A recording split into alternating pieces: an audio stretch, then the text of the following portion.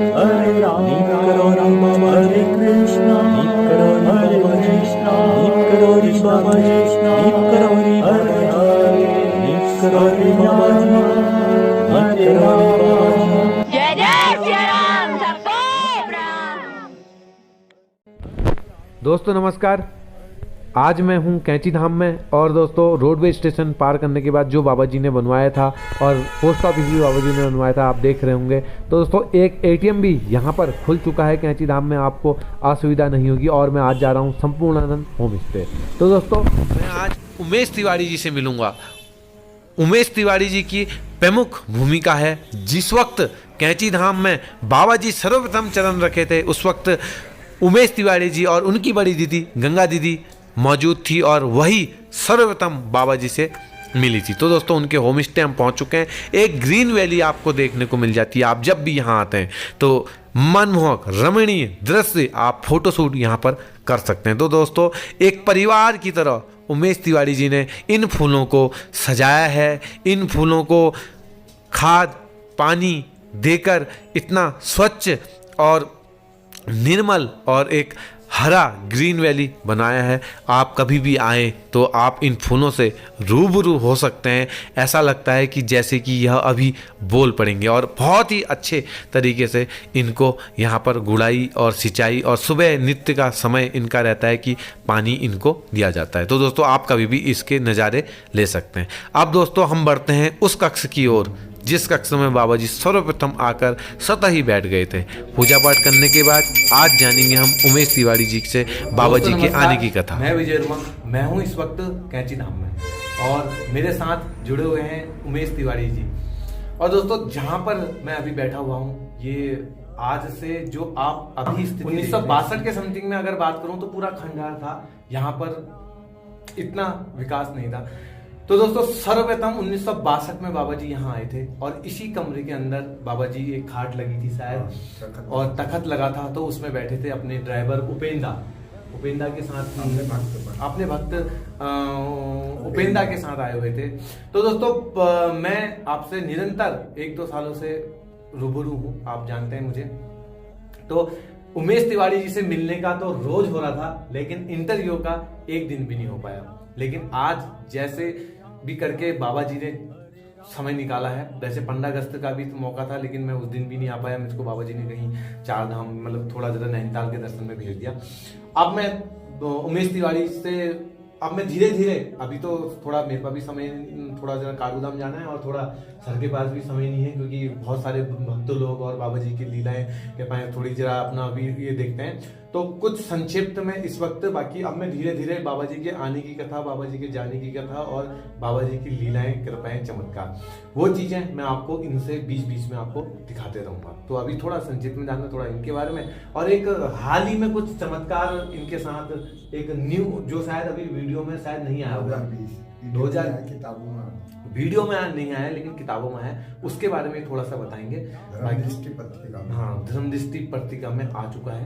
बाकी अभी थोड़ी वीडियो में बताएंगे और उसके बाद फिर हम तुम्हारे मिलाते रहूंगा मैं इनसे, ठीक है। तो जानते हैं इनके जिंदगी के जुड़े अनुभव।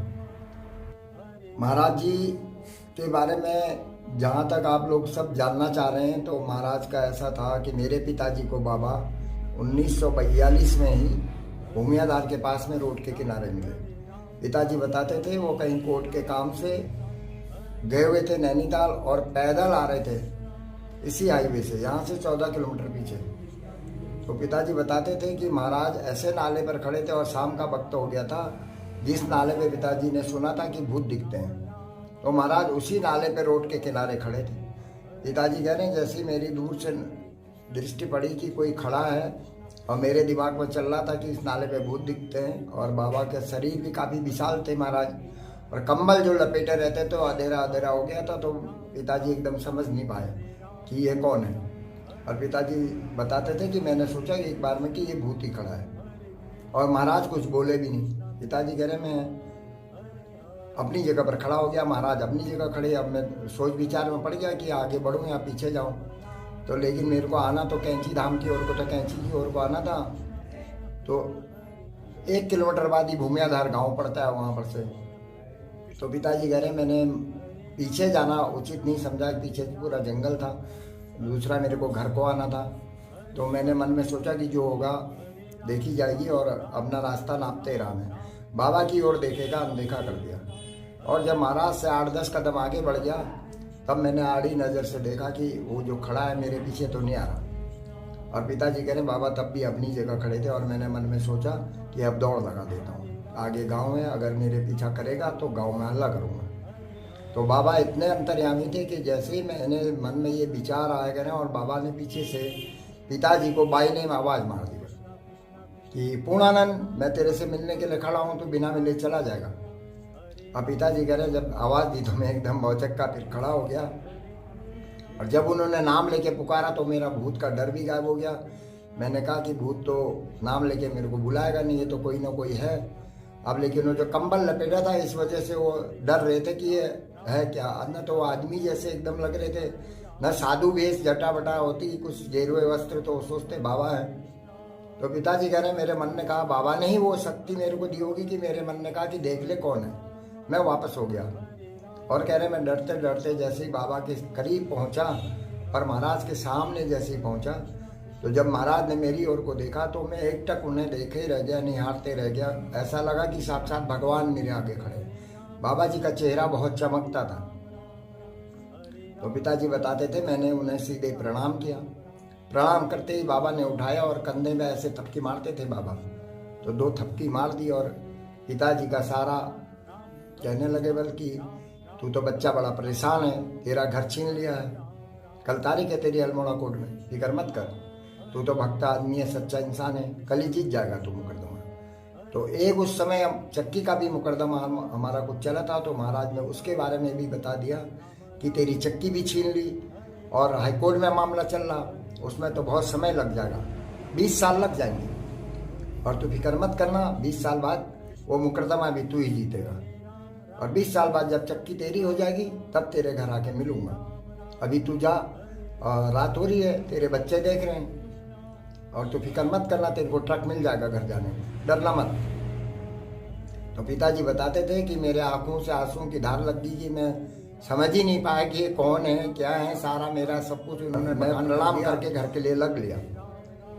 तो आधा फल्लोंगे पिताजी कह रहे मैं आगे बढ़ा तो बाबा की कृपाएं बरसनी उसी समय से शुरू हो गई। हल्द्वानी की ओर से ट्रक आ गया। पिताजी कह रहे रोड पे ऐसे कॉर्नर था और एकदम अचानक से पीछे से ना कॉर्नर होगा तो ट्रक आया एकदम मेरे पीछे, और लाइट पड़ी, हेडलाइट जैसे मेरे में पड़ी, ट्रक वाले ने खुद ही ट्रक रोक दिया। तो ट्रक वाला कहने लगा बल्कि पंडित जी यार रात हो रही, कहाँ को लगे हो गए, दलाओ बैठो। पिताजी को ट्रक में बैठा दिया।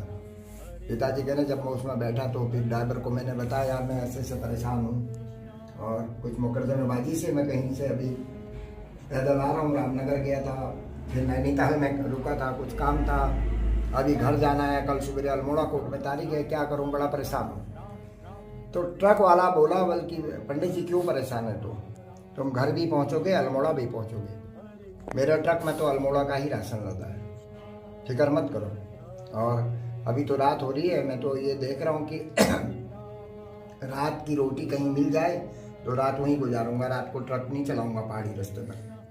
यदि पंडित जी अपने घर में 2 रोटी खिला दोगे तो वहीं रुक जाऊंगा और सुबह साथ ही चलेंगे। पिताजी कह रहे मैं इतना खुश हो गया, मैंने कहा 2 रोटी क्या, तेरे को तो पेट भर रोटी खिलाऊंगा, अगर तू वहाँ सो जाएगा सुबह मेरे को ले जा देगा अल्मोड़ा।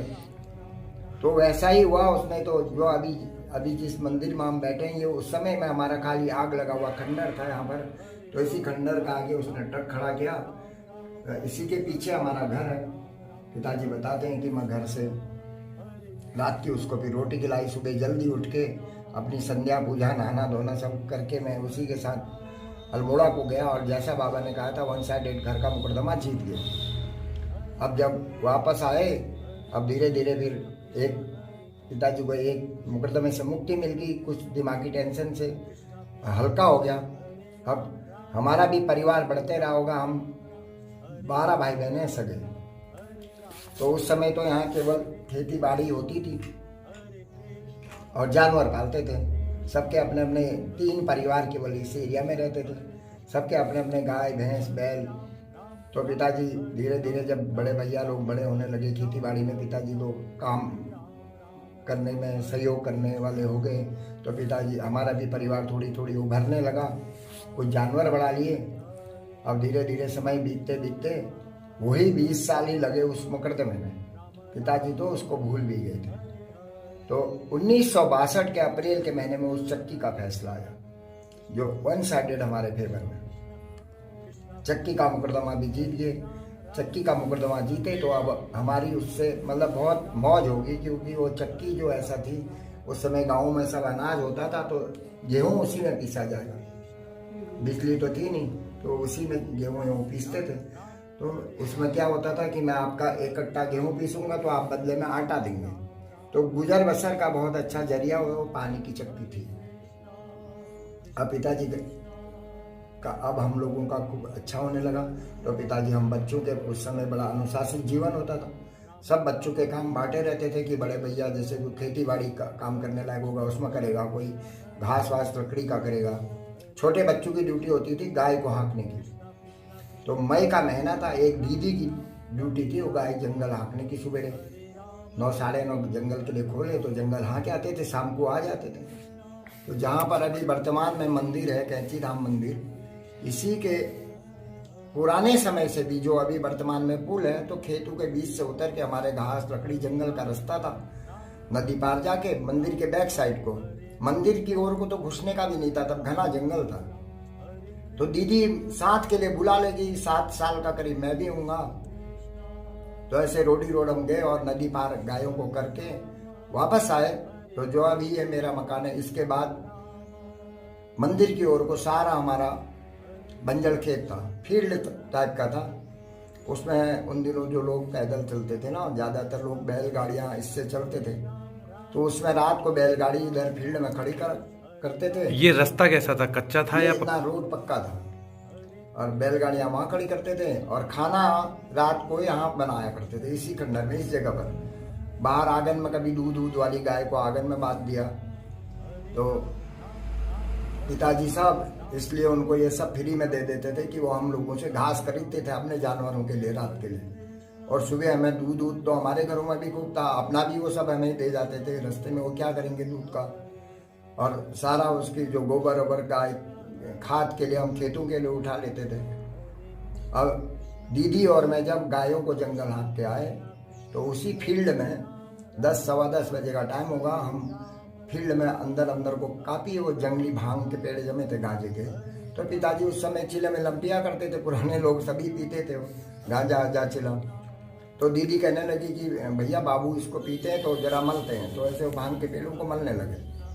जैसे ही हम ऐसे खेल में लगे थे खाली भांग के पेड़ों को, तो महाराज की एम्बेसडर कार आके रुक गई खंडर के बाहर। सफेद रंग के एम्बेसडर कार में महाराज आए और बाबा उतरे, सीधे घुस गए यहाँ। आज तो ये उन्हीं की कृपा से, सब उन्हीं का बना है मंदिर है, समझो सब उन्हीं की कृपा से बना है। तब तो खाली खंडर था, एक तखत यहाँ पर पड़ा रहता था और बाबा सीधे उतरे अंदर। साथ में उनका भक्त मोटे वो नैनीताल के थे, वो भी उतरे, वो भी अंदर घुस गए। अब दीदी कहने लगी कि भैया ये कार में से एक मोटा कंबल लपेटा है, बाबा जैसा लग रहा है, और हमारे खंडर में घुस गया है, एक मोटा और है, क्या करने घुसे होंगे, चल देखते हैं और भगाते हैं। अब दीदी को एकदम से गुस्सा आया कि मतलब खंडर के अंदर बिना पूछे घुस गए। अब दीदी आगे मैं पीछे। अब दरवाजे खिड़की तो कुछ थे नहीं, खाली ऐसे था अंदर झांकने का ऐसे करके, बाकी दीवारें थी। तो बाबा तो सीधे आके इस तखत में जो मुद्रा में अभी लेटे हुए हैं ऐसी मुद्रा में लेट गए। अब नीचे खाली गोबर कीचड़ था, तो यहाँ मुहरे मक्खियाँ डाकी हो रही थी। तो उपेंद्र जो उनके भक्त एक गमछे से बाबा को ऐसे हवा कर रहे। तो इतने गुस्से से दीदी आई थी ना, और जैसे हमारा महाराज के चेहरे पर नजर पड़ी तो हम भी एकटक खड़े रह गए। उनको देखते ही हृदय ही परिवर्तन हो जाता था। तो हमने कुछ भी नहीं पूछा तुम कौन हो क्या हो, और सीधे उनके पास गए और सीधे उनको प्रणाम किया। जैसे ही बाबा जी को प्रणाम किया तो बाबा जी एकदम से बोले कि बच्चों तुम्हारे पिताजी कहाँ हैं, ऐसे एकदम कड़क आवाज में महाराज बोलते थे। तो दीदी मैं एकदम से डर जैसे कि हमसे क्या पूछ दिया एकदम। तो जो नैनीताल वाले उपेंद्र थे, अब उस समय तो ठेठ कुमाऊनी भाषा चलती थी, तो वो अपने पहाड़ी में बोले हमसे कि नानचुनो तुम्हारे बाबू को पूछ रहे हैं। तो हमने कहा घर है। बाबा बोले जाओ उसको बुला के लाओ, मैं उससे मिलने आ रहा हूँ। तो हम बाहर निकले, हमने लगाई दौड़ घर गए तो पिताजी खा रहे थे खाना। जोड़ी बात बना था तो धोती वोती पहन के खाते थे ना पुराने बुजुर्ग सब, चूल्हा चौका वाला सिस्टम होता था। अब पिताजी ने खाना स्टार्ट ही किया था कि हम पहुंच गए। तो हमने कहा कि बाबू हमारे खंडर में कार में से एक मोटा मोटा कंबल लपेटा बाबा जैसा लग रहा तखत में लेट गया है, और एक मोटा और झाड़न से उसको हवा लगा रहा, और वो कंबल वाला तुमको बुला रहा। तो पिताजी कहने लगे कि यार 2 गज से मुंह में डाले, आधे खाए से मैं कहाँ उठूं, ऐसे बाबा टाइप के तो कितने आए कितने गए, जाके देना नहीं आ सकते, मना कर दिया। और जब हम नीचे को वापस आने लगे तो पिताजी ने हमें कहा कि बच्चों उसको ये मत बताना खाना खा रहा, ये कह देना कि बुखार आया है, बिस्तर में सोया है, बिल्कुल नहीं आ सकता कहना। अब हम भाग भाग के नीचे आए तो हमने महाराज से कहा कि बाबा हमारे बाबू नहीं आ सकते हैं। तो महाराज ने हमें देखा, हंसने लग गए। तो कहने लगे क्यों नहीं आ सकते, एकदम ऐसे हंसते हंसते पूछा। तो हमने कहा बाबा उनकी तबीयत खराब हो रही, उन्हें बुखार आया, वो तो सोए हैं बिस्तर में। तो महाराज कहने लगे अच्छा, झूठ बोलने लग गया पूर्णानंद, खाना खा रहा कह रहा तबीयत खराब है। हाँ सब जान गए महाराज। उपेंद्र तुम जाओ पूर्णानंद को कंधे में बैठा के लाओ, कितनी तबीयत खराब है मैं देखता हूँ, मैं तो उससे मिलना आया हूँ, बिना मिले नहीं जाऊंगा। आप जैसे उन भक्तों का आदेश किया, वो तो उनके साथी थे, सभी उनकी महिमाओं से वाकिफ भी होंगे। तो सीधे हमसे कहने लगे बच्चों तुम्हारा घर कहाँ पर है, रास्ता कहाँ से है। अब हम बाहर निकले, हमने कहा वो सामने घर है, अब रोड जाके ऐसे ऊपर चढ़ो। और सच्ची में वो रास्ता लगे, रास्ता जैसे लगे तो दीदी को बड़ी फिक्र, दीदी ने मेरे को ऐसे ठसकी मारी। तो हमने बाबा जी को छोड़ा और हम खेत के रास्ते भागे, उससे पहले कि पिताजी को बताएंगे। भागते उल्टे पैर घर गए तो हमने कहा बाबू जल्दी से उठ के तुम रजाई में घुसो। और वो बाबा तो सब समझ गया, तुम्हारा नाम लेके कह रहा पूर्णानंद झूठ बोलने लग गया है और तुम खाना खा रहे हो, उनको सब पता लग गया। और एक मोटा मोटा आदमी भेज दिया, कंधे में बैठा के लाओ, कर बिना मिले नहीं जाऊंगा। तब जाकर के पिताजी सीधे उठे ना, फिर तो उन्होंने कुछ भी नहीं देखा। और जो पानी रखा था बाहर निकले, 2 महला मकान था, वो खाली ऐसे बरामदे से जूठे हाथ धोए और सीधे लगा दी दौड़ यहाँ को। अब पीछे पीछे घर में भी एकदम से हड़कम सा मचा, ऐसा चमत्कारी बाबा कौन आया। पीछे पीछे माँ भैया जो भी हमारे घर में उस समय हम अंदर मौजूद थे, सबके सब यहाँ भाग गया। आ करके पिताजी ने महाराज को प्रणाम किया। महाराज लेटे ही रहे एक ही मुद्रा में, 1.5 पौने 2 घंटे तक महाराज ऐसे ही रहे। तो प्रणाम किया तो महाराज बोले कि पहचाना, एकदम कड़क करके बोलते थे। अब वो 20 साल पुराने जो भूमियाधार में मिले थे उसके लिए पूछ रहे थे, पिताजी उस बात को भूल गए। पिताजी कहने लगे कि बाबा नहीं पहचाना। तो महाराज कहने लगे अच्छा नहीं पहचाना। अब पिताजी हाथ जोड़ करके ऐसे थोड़ी देर तक तो सोच विचार में पड़ गए और याद आई नहीं उन्हें। तो कहने लगे बाबा मैं आपको नहीं पहचान पा रहा हूँ, कब कहाँ मिले थे, कहाँ आपने दर्शन दिए, मेरा तो कुछ दिमाग में नहीं आ रहा। तो महाराज कहने लगे कि एकदम से उठे ना, दोनों पैर तखत में लटका के ऐसे करके बैठते थे महाराज, ऐसे ज्यादातर पैर लटका के ऐसे बैठे और मारी ऐसे तक की 2 कंधे में पिताजी।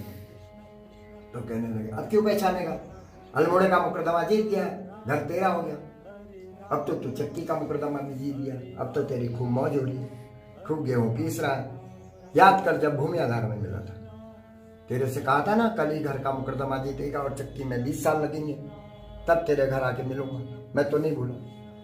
अब पिताजी ने फिर हाथ जोड़े और कान पकड़ के फिर उठक बैठक करने लगे, क्षमा याचना करने लगी कि बाबा क्षमा कर देना, मैं गरीब आदमी हूँ, कई उलझनों में पड़ा रहता हूँ, मेरे दिमाग से बात उतर गई। महाराज ने फिर मार दी कंधे में 2 थप्पड़। कहने लगे कोई बात नहीं, अब तू फिक्र मत कर, अब मैं आ गया हूँ, तेरी सब मौज ही मौज होगी। बता मैं तेरे कैंची में मंदिर बनाना चाह रहा हूँ, कहाँ बनाऊँ, जहाँ तू कहेगा मंदिर बनाऊँ। अब पिताजी ने महाराज से कहा कि बाबा आप तो स्वयं ही इतने अंतर्यामी हैं और तीनों लोगों की आप जानते हैं, सारा भूत वर्तमान भविष्य तो आप बताते हैं, मैं आपको क्या बताऊं मंदिर बनाना, कहाँ बनाना, मैं तो गरीब आदमी हूँ। तो महाराज कहने लगे नहीं, तू तो भक्त आदमी है, सच्चा इंसान है, मंदिर तो वहीं बनाऊंगा जहाँ तू कहेगा, जगह तू बताएगा मंदिर मैं बनाऊंगा। अपनी बात में महाराज अड़ गए। तब पिताजी ने उस जगह के बारे में बताया जहाँ अभी वर्तमान में कैंची धाम है। पिताजी ने कहा कि महाराज इतना जिद करो तो यहीं पर पास में एक जगह है मंदिर बनाने लगा, नदी का किनारा है और बड़ा ही रमणीक स्थल है, और पुराने समय में भी बताते हैं वहाँ पर कई संतों ने तप किया, कभी कमलागिरी बाबा और कभी सोमवारी बाबा। अगर आप मंदिर बनाना चाह रहे हैं तो उससे अच्छी जगह नहीं है। तो महाराज ने बस ज़्यादा सोचते नहीं थे, सीधे ही बोलते थे महाराज। तो सीधे कहने लगे, अच्छा रमणीक स्थल है, किसी संत ने तपस्या करी है, चल दिखाता है। तब निकले खंडर से बाहर। अब महाराज की ये विशेषता, महाराज को पिताजी लेके जैसे वहां को जाने लगे तो महाराज के जो भी होगा ना महाराज के पीछे ही जाएगा। तो सारे के सारे वहां को लग लिए। अब वो खेतों के बीच से उतर के नदी पार गए महाराज, तो एक पत्थर में खड़े हो गए। जो हाँ अंदर का गेट है ना, वहां तक तो महाराज पहुंचे भी नहीं। पत्थर में खड़े हुए ऐसे ही देखा तो चारों ओर को नजर घुमाई, करने लगे, पूर्णानंद ठीक है, कल आऊंगा 10 बजे और कल देखूंगा इस जगह को, अभी मैं जा रहा हूँ। और सीधे जाने के लिए कहा। तो पिताजी ने महाराज को हाथ जोड़ करके फिर रोका जरा कि महाराज आप कल आने के लिए कह रहे हो, तो जरा सा मैं इस जगह के बारे में आपको पूरा खुलासा कर दूं। ऐसा न हो कल आप आए फिर आपका फदीता हो। जो जगह मैं आपको ये बता रहा हूँ मंदिर बनाने के लिए, ये मेरी जगह तो है नहीं, ये तो जंगलात की जगह है। फॉरेस्ट था ना, तो जंगलात की जगह, और जो आप मंदिर बनाने की सोच रहे हैं बड़ा मुश्किल होगा। सरकार अपनी भूमि दे न दे, और ऐसा न हो कल आप आए फिर आप यही कहेंगे पूर्णानंद झूठ बोलता है, ये वो आपकी जुम्मा है। तो महाराज कहने लगे कि पूर्णानंद तो फिक्र मत कर, अब तो मंदिर यही बनेगा। तूने कहा ना किसी संत ने तपस्या करी है, रमणीक स्थल है, अब तो मंदिर यही बनेगा। तो जंगलात की फिक्र मत कर, जंगलात से मैं बात करूंगा और कल आऊंगा, कल देखूंगा, 10 बजे आऊंगा। कार में बैठे चले गए, हम लोग घर को आ गए। दूसरे दिन जब 10 बजे महाराज आए ना अपने वादे के मुताबिक 10 सवा 10, तो अपनी गाड़ी एम्बेसडर कार में महाराज और एक गाड़ी में फॉरेस्ट अफसर महाराज के साथ। चीफ कंजर्वेटर सबसे बड़ा जो अधिकारी होता है सोनी साहब करके थे, उस समय नैनीताल में कंजर्वेटर थे, वो दिल्ली के थे, मुंडे पंजाबी।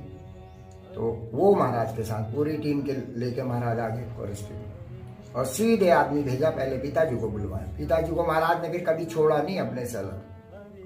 अब कल वाले बाबा आए, कहा तो सब दौड़े भैया लोग, पिताजी हम नदी पार गए। अब वहाँ घुसे कैसे, वहाँ तो झाड़ियों से पूरा ढका था, बड़े बड़े पेड़ और नीचे सब झाड़ियाँ होती। तो महाराज कहने लगे कि पूर्णानंद ये झाड़ी कैसे छापोगे, अंदर कैसे जाए, कैसे देखें उस जगह को। तो पिताजी ने कहा कि बाबा अगर आप आदेश करें तो झाड़ी काटना तो हमारे 15-20 मिनट का काम है, हम तो रात दिन यही काम करते हैं, अभी झाड़ी साफ करवाता हूँ। बड़े भैया को दौड़ाया गया घर, फिर धराती वराती गई झाड़ी काटने के औजार। अब लगे पिताजी लोग, झाड़ी झूड़ी काटी गई, थोड़ी फील्ड जैसा साफ किया गया, जहाँ पर अभी वर्तमान में हनुमान जी लक्ष्मी नारायण बीच वाले मंदिर हैं। तो उस जगह को जरा साफ करके, बड़े बड़े पेड़ तो खड़े रहे लेकिन नीचे झाड़ झंकार सब काट के सफाई की गई। तब घुसे महाराज अंदर, सभी लोग अंदर गए। महाराज घूमे घामे फिर एक पत्थर में खड़े हो गए। अब वहाँ जगह जगह नदी का किनारा ना, बड़े बड़े पत्थर, कहीं कुछ ऐसे ही था, रेता बजरी। तो महाराज के हाथ में एक फूल था, फूल ऐसे करके महाराज ने नीचे फेंक दिया। तो फूल के नीचे गिरते ही पिताजी को बोले कि पूर्णानंद जिस जगह फूल गिरा वहाँ गड्ढा खोद। तुरंत ही गड्ढा खोदने के आदेश कर दिए। फिर बड़े भैया को घर दौड़ा गया, फिर गड्ढे खोदने के औजार गए, गड्ढी बिल चल। अब लगे पिताजी लोग गड्ढा खोदने में। अब मई का महीना था, ऊपर से धूप तेज, पसीने से तर।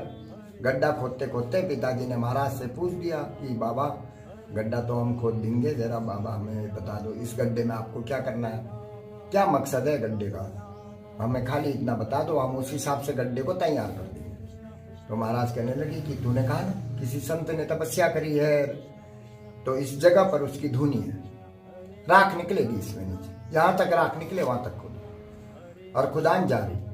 और जैसे ही पेड़ लगाने लगे, थोड़ी गड्ढा गहरा होने लगा तो उसमें से राख निकलनी शुरू हो गई। राख मिट्टी सब हटाते रहे तो थोड़ी देर में एक चिमटा, एक त्रिशूल निकल गया छोटा छोटा। तो जैसे वो निकला, अब वो सारे गड्ढे की सफाई होते, थोड़ी वो सोमवारी बाबा की पूरी धुनी निकल गई, पत्थर की बनी ना, हवन गुंड टाइप का होता है। तो जैसे वो सब निकला तो महाराज कहने लगी पूर्णानंद बस हो गया, अब इसके आगे ही मैं हनुमान जी की स्थापना करूंगा और तू मेरा साथ देगा। अब पिताजी ने हाथ जोड़े, पिताजी ने कहा महाराज मेरी क्या विसात है, मेरे साथ देने नहीं देने से आपको क्या फर्क पड़ना है। मैं तो गरीब आदमी हूँ, मेरी फिक्र नहीं करो, मैं तो पूरा जीवन आपको अर्पित है। आप अपनी सोचो कि मंदिर कैसे बनेगा। तो महाराज कहने लगे कि पुराने बस समझ ले बन गया मेरा मंदिर। तब जाके उन्होंने उस फॉरेस्ट अधिकारी जो सोनी साहब थे कंजरवेटर, उनको बोला बल्कि इतनी जगह मेरे को चाहिए, यहाँ पर मेरे को मंदिर बनाना है। उस अधिकारी ने महाराज को हाथ जोड़ के मना कर दिया। उसने कहा कि बाबा हम तो खाली सरकारी नौकर हैं, ये तो वन भूमि है और इसमें तो हम आपसे ये पक्का निर्माण मंदिर बनाने के लिए कह ही नहीं सकते हैं। हाँ, आपकी ये धूनी निकल गई, धूनी जमा लो, एक कच्ची झोपड़ी बना लो, जो भी ध्यान तपस्या करनी है करो, इतना तो कर सकते हैं। लेकिन जो आप पक्का निर्माण करना चाह रहे हैं हमारे बस में नहीं है। तो सरकारी भूमि है, वन भूमि है और ये तो हाई लेवल का मामला है, मंत्री स्तर का, बिना ऊपर के आदेशों के हम नहीं कर सकते। तो जैसे ही मंत्री का नाम सुना तो महाराज कहने लगे अच्छा मंत्री करेगा, कौन है मंत्री, एकदम से पूछा महाराज। तो 62 में बता चौधरी चरण सिंह जी यूपी के वन मंत्री। तो उन्होंने बताया कि चौधरी चरण सिंह है वन मंत्री, वही आपके इस काम को कर सकते हैं। तो महाराज चरण सिंह का नाम सुनते ही बोले कि अच्छा चरण सिंह है, वो तो बहुत कड़क बोलता है लेकिन दिल का साफ है, भक्त आदमी है, कोई बात नहीं मैं उससे बात करूंगा तब देखेंगे, अभी चलो। बस अभी चलो कहा तो सब वापस बाहर आए, सब रोड पे वो अपनी गाड़ी में बैठे चले गए। पिताजी भैया लोग औजार लेके घर गए। ठीक उसके तीसरे दिन महाराज की फिर वैसे ही चमत्कार, आगे आगे महाराज साथ में वन मंत्री चौधरी चरण सिंह पूरे लाव लश्कर के साथ यहाँ पहुंच गए। और फिर पहले पिताजी को ही बुलवाया महाराज ने। पिताजी बताते थे चरण सिंह को महाराज नदी पार ले जाके सीधे उसी धूनी के पास सब गए और धूनी के पास जैसे ही सब खड़े हुए तो महाराज ने चरण सिंह से सीधे पूछा कि चरण सिंह मैं यहाँ पर मंदिर बनाना चाह रहा हूँ, कैसा रहेगा। तो चरण सिंह जी ने बताते हैं सीधे हाथ जोड़ के हाँ भर दी। उन्होंने कहा कि बाबा इतना रमणीक स्थल है और ऊपर से आप तो मंदिर बनाने की सोच रहे हैं, मंदिर बनाने से तो जन कल्याण होगा, बनाइए मंदिर। कितना बड़ा मंदिर बनाना है, कितनी भूमि आपको चाहिए। तो बाबा जी ने उसको भी जब इशारा करके बताया तो उसने उसी समय अपने उस अफसरों को आदेश करा कि बाबा जितनी भूमि के लिए करें उससे दुगनी चगुनी ना हो। जितना भी पहाड़ी के नीचे रोड के किनारे नदी का किनारा समतल है, सारी भूमि नाजुक के बाबा के नाम दाननामे का पट्टा तैयार करो और पट्टा तैयार करके 1 रुपया उसमें सालाना लीज रख देना। बाबा जो है 1 रुपया राज को उसमें देंगे। और महाराज को बोला बल्कि बाबा आप चाहो तो अभी से अपना मंदिर का काम शुरू कर लो, चाहे कल से करो, 2-3 दिन का समय लगेगा, आपके पुख्ता कागज बना के आपको दे देंगे। तब महाराज ने चरण सिंह से कहा बल्कि चरण सिंह तू तो भाई बहुत बड़ा मंत्री है, बहुत बड़ी कुर्सी में बैठा है और कड़क बहुत बोलता है, कड़क मत बोला कर, तू तो भक्त आदमी है, तूने तो आज मेरा बहुत बड़ा काम कर दिया, मेरे मंदिर बनाने की राह बड़ी आसान कर दी और इतना बड़ा दान दिला दिया सरकार से। उसके बीमारी बल 2 तबकी, जा एक दिन देश का प्रधानमंत्री बने। तो महाराज के मुंह के आशीर् वचन, जो भी उनके मुंह से शब्द निकले, कोई भी इतिहास में झूठा ही अनुभव क्या, हमारे तो भगवान ही है महाराज, ऐसे रहते हमारे। पिछला 2020 का जो कोरोना था, मैं 8 का पेशेंट हूँ, मेरे 7-8 ऑपरेशन हुए। दोनों बिटियाएं बैठी, उन्होंने कहा पापा एक बार करा लो, देख लेते हैं क्या बात है, डॉक्टर साहब ठीक करें। तो मैंने भी हाँ भर दी। आप मेरे को तो मालूम है पिताजी, वो 3री मंजिल में था, नीचे से सीधे महाराज को पकड़ के जैसे ऐसे पकड़ के जैसे लाती है ना सिद्धि माता की फोटो देखी, तो पकड़ के ला रही, दौड़ा के सीधे सीढ़ियों से। आप तो कैसे जिंदा हो मैं कुछ कह नहीं सकता हूँ। जने कौन सा बड़ा आशीर्वाद आपके पास है, जने किसकी कृपाएं इतनी बड़ी हैं।